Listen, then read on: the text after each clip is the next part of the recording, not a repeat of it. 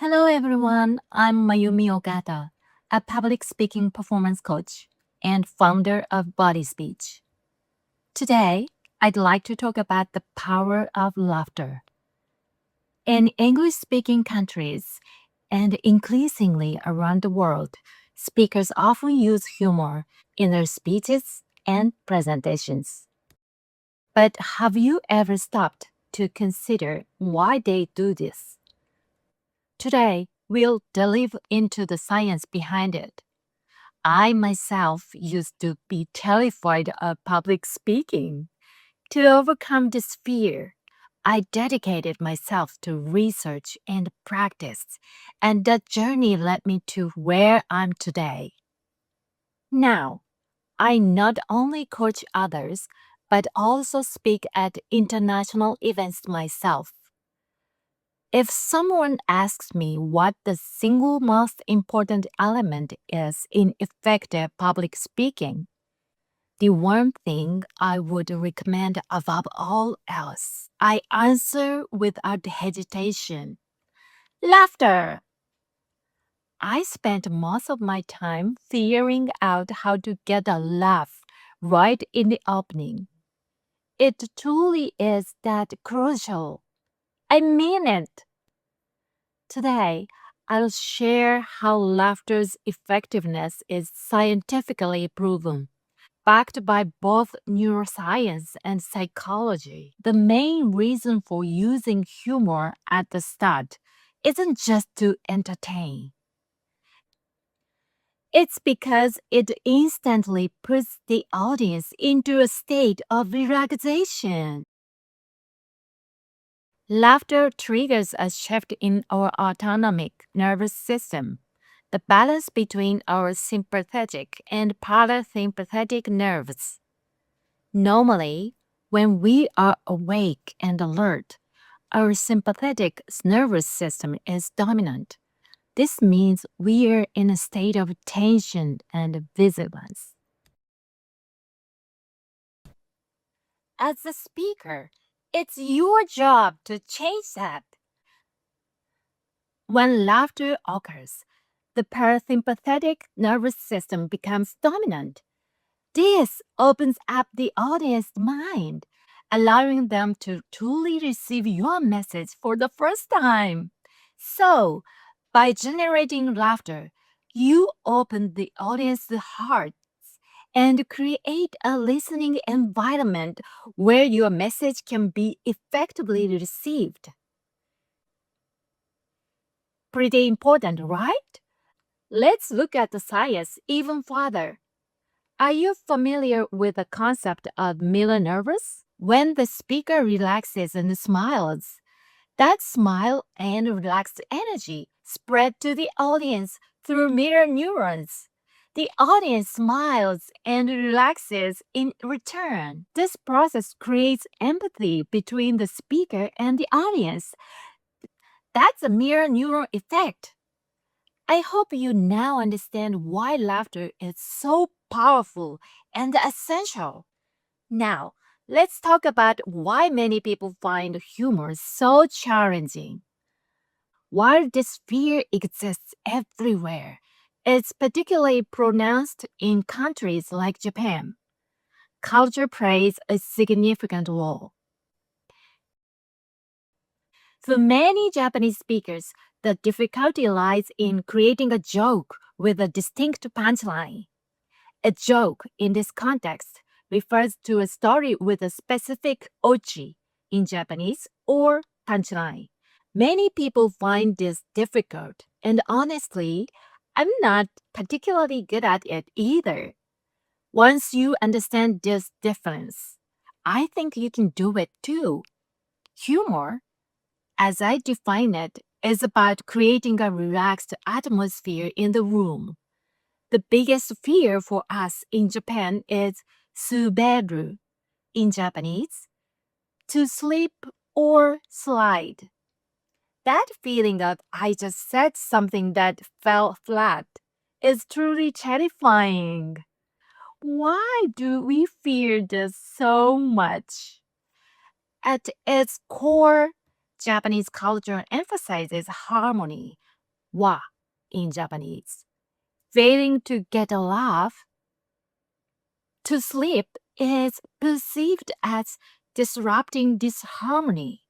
Because of this cultural background, many Japanese speakers hesitate to use humor. What are your thoughts on this? The important thing here is intent. Our goal as speakers is not to create a stand up comedy performance and get huge laughs like a comedian. When you understand this purpose, the fear of sleeping lessens, doesn't it? Now that you understand the purpose of laughter, let's look at practical ways to incorporate it starting today. The safest and most recommended technique is jigyaku in Japanese or self-disclosure. Self-disclosure involves poking fun at yourself to build rapport and empathy with the audience. For example, when I first started, I'd simply say, I'm a little nervous. The term self-disclosure sounds better than self-deprecating humor, which can have negative connotations. It's truly about opening up to the audience. I used to frequently tell audience, I'm nervous. Because I was so nervous, my breathing became shallow. I'd repeat, I'm nervous, I'm nervous, and hearing my own voice made me even more anxious. Of course, you don't need to go to such extremes to use self disclosure. By simply admitting, I'm nervous, you create a sense of immediacy and connection. The audience feels empathy and the room relaxes. So, rather than viewing it as self deprecating humor, think of it as self disclosure. By being open and authentic, you connect with the common experience. I get nervous when speaking too. Another easy method is situational humor. For example, it was pouring rain outside today and my shoes were completely soaked coming today. But the incredible energy of this audience has already dried my feet. Yay! A third technique I often use is anecdotal storytelling. When I spoke in France, my first slide had a quote, Life is a roller coaster. I was staying in a hotel room on the fifth floor, and the venue was on the first floor. 15 minutes before my speech, the elevator suddenly stopped working. So I climbed down the stairs from the fifth floor to the first floor. When I arrived at the venue, I realized I had left my phone in my room. I needed it to the record the presentation. So I went back up the stairs. I went all the way back to the fifth floor to get the phone, only to completely forget to press record during the actual presentation. That's the punchline of the story. I started my speech by telling the stories about climbing up and down the stairs twice. I pointed to the Life is a roller coaster slide and said, just like the slide said, I've already had my up and down roller coaster ride on the stairs today. The audience erupted in laughter and a listening environment was instantly created. That experience proved the power of humor. What did you think of today's talk on the power of laughter? Laughter isn't just about entertainment.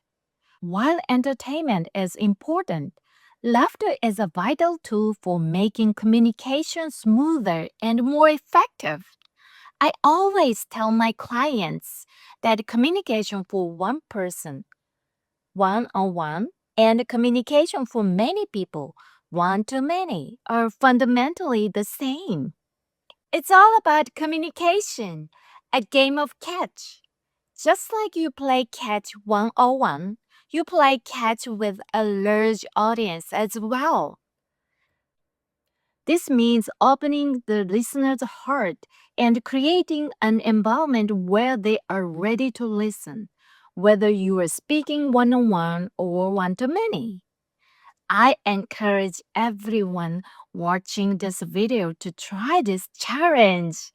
In your next presentation, meeting, or even one on one conversation, try to get a laugh in the opening.